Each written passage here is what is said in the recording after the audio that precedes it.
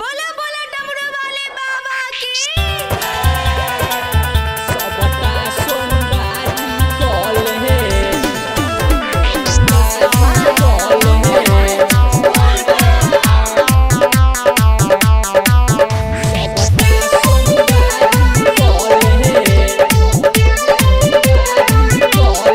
सावन के पावन छही के महान ससुरा से कहिया के जान के सावन के पावन छही के महान ससुरा से कहिया के जान बाबा जे फेर तो एक नजर पूरा भजे तो सपना तोहरे शिवलिंग के ऊपर तू जल ढारी कले सबटा सोमवारी कले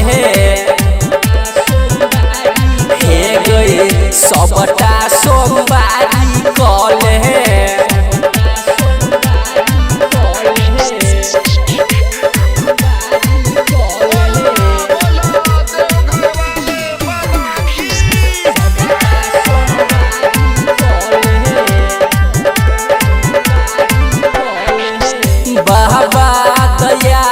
छइगे बड़का मयालू छइगे सोना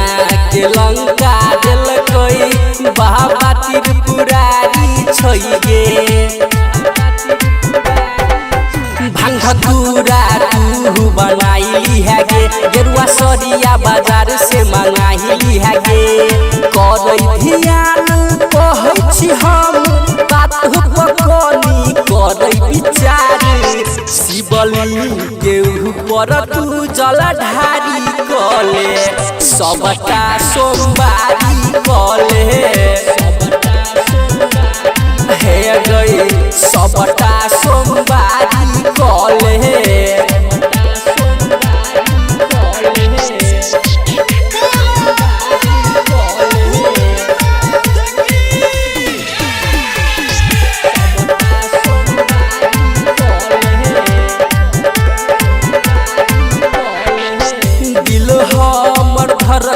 छौगे